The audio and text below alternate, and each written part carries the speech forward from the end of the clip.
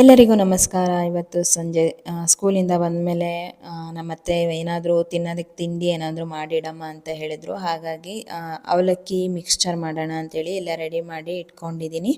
ಅವಲಕ್ಕಿ ಮಿಕ್ಸ್ಚರ್ ಮಾಡೋದಕ್ಕೆ ಮೇಯ್ನಾಗಿ ಅವಲಕ್ಕಿ, ಇದಕ್ಕಿನ ಬೇಳೆ ಸೀಸನ್ ಅಲ್ವಾ, ಹಾಗಾಗಿ ಇದಕ್ಕಿನ ಬೇಳೆ, ಕಡಲೆಪಪ್ಪು, ಕಡಲೆ ಬೀಜ, ಹಾಗೆ ಬೆಳ್ಳುಳ್ಳಿ ಸಿಪ್ಪೆ ತೆಗೆದೆ ಅದನ್ನು ಜಜ್ಜಿ ಇಟ್ಕೊಂಡಿದ್ದೆ. ಹಾಗೆ ಕರಿಬೇವಿನ ಸೊಪ್ಪು, ಹಾಗೆ ಸ್ವಲ್ಪ ಒಣಮೆಣಸಿನಕಾಯಿನ ಮುರಿದು ಇಟ್ಕೊಂಡಿದ್ದೀನಿ. ಹಾಗೆ ಖಾರದ ಪುಡಿ ಮತ್ತು ಕರಿಬೇವಿನ ಸೊಪ್ಪು, ಉಪ್ಪು, ಇಂಗು ಇಷ್ಟು ಬೇಕಾಗುತ್ತೆ. ಇವುಗಳನ್ನೆಲ್ಲ ಎಣ್ಣೆ ಒಳಗಡೆ ಫ್ರೈ ಮಾಡಿಕೊಂಡು, ಅವಲಕ್ಕಿಯನ್ನು ನಾವು ಫ್ರೈ ಮಾಡಿ ಬಟ್ಲಿಗೆ ಹಾಕ್ತಾ ಇದ್ದಂಗೆ ಬಿಸಿ ಮೇಲೇ ಉಪ್ಪು ಹಾಕಿದ್ರೆ ಸ್ವಲ್ಪ ಮೆಲ್ಟ್ ಆದಂಗೆ ಆಗುತ್ತೆ. ಇಲ್ಲ ಅಂತಂದರೆ ಉಪ್ಪು ಹಾಗೇ ಇರುತ್ತೆ.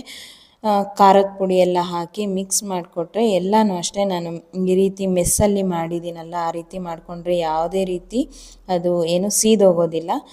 ತುಂಬ ಚೆನ್ನಾಗಿತ್ತು ಈ ಸ್ನ್ಯಾಕು. ನೀವು ಬೇಕಾದರೆ ಟ್ರೈ ಮಾಡಿ.